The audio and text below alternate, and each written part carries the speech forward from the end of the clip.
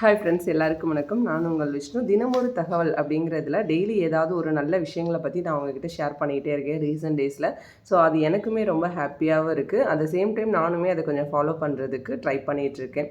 ஏன்னா எப்போயுமே அடுத்தவங்களுக்கு அட்வைஸ் பண்ணுறது ரொம்ப ஈஸி, பட் நம்ம அதை ஃபாலோ பண்ணுறதுங்கிறது ரொம்ப ரொம்ப கஷ்டமான விஷயம். ஓகேவா? ஸோ நானும் இனிமேல் அதை ஃபாலோ பண்ணலான்ட்டு இருக்கேன். இன்னொரு விஷயம், வீட்டில் வந்து நம்ம மேக்ஸிமம் வந்து பார்த்திங்கன்னா எல்லாருமே வந்து இறைவன் கொடுத்த எல்லா நேரங்களும் நல்ல நேரங்கள் தான்.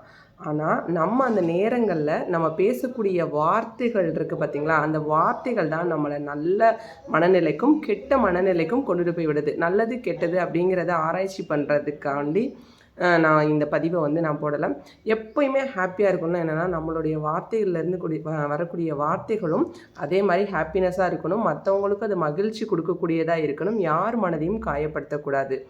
அதுக்கு ஒரு ஃபார் எக்ஸாம்பிள், வீட்டில் பெரியவங்க அந்த காலங்கள்ல எல்லாம் என்ன சொல்லுவாங்கன்னா, டேய் இப்படி பேசாதடா, அப்படி பேசாதடா, வெள்ளிக்கிழமைக்கு அடுத்த கிழமையே சொல்லாதடா, பிள்ளைகளை திட்டாதடா, வானத்தில் வந்து தேவ தூதர்கள் வந்து போய்கிட்டே இருப்பாங்களாம். அவங்க வந்து சதாஸ்து சதாஸ்து சதாஸ்து அப்படின்னு அந்த வார்த்தையை வந்து உச்சரிச்சுக்கிட்டே போய்கிட்டே இருப்பாங்க.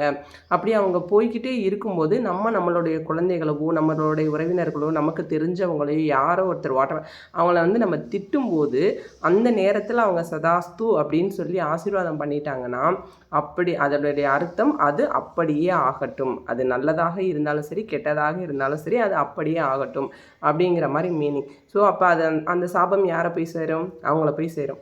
ஸோ அப்போ அவங்களுடைய லைஃப் என்ன இருக்கும்? நம்ம ஏதாவது ஒரு கெட்டதாக சாபமே கொடுத்துருவோம், ஒரு சபிச்சுட்டு போனே வச்சுக்கோங்க. அப்போ அது போய் அவங்கள போய் பாதிக்குமா? ஸோ அந்த பாதிப்புக்கு யார் காரணம்? நம்ம தானே. ஸோ நம்மளுடைய வார்த்தைகள் தானே.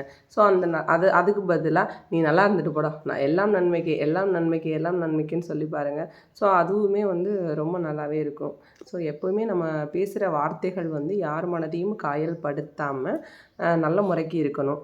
ஸோ இன்றைக்கி இந்த விஷயந்தான் எனக்கு தோணுச்சு. ஏன்னா எப்பயுமே நானுமே வந்து இனிமேல் வந்து இப்போ சொல்லிக்கிறேன், எனக்கு செல்ஃப் மோட்டிவ் எப்படி பண்ணிக்கிறேன்னா, ரொம்ப சஃபராகி உட்காந்தேன்னா நான் தான் சொல்லியிருக்கேன், நான் நேராக நர்சரி போய் அங்கே கார்டனில் உட்காந்துருக்க செடி கொடிகிட்ட என்னுடைய கஷ்டத்தெல்லாம் சொல்லிவிட்டு அதுகளுடைய சிரிப்பை நான் திருடிட்டு வந்துடுவேன். அப்புறம் என் ஃபேஸில் வந்து சிரிப்பு ஆட்டோமேட்டிக்காக வந்துடும்.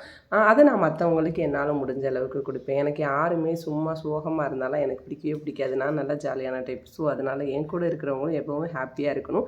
ஸோ ஹாப்பியாக இருக்கிறதுக்கு என்னெல்லாம் வழிகள் இருக்கோ அதெல்லாம் நான் உங்களுக்கு அந்த டிப்ஸ் எல்லாம் நான் சொல்லிடுறேன்.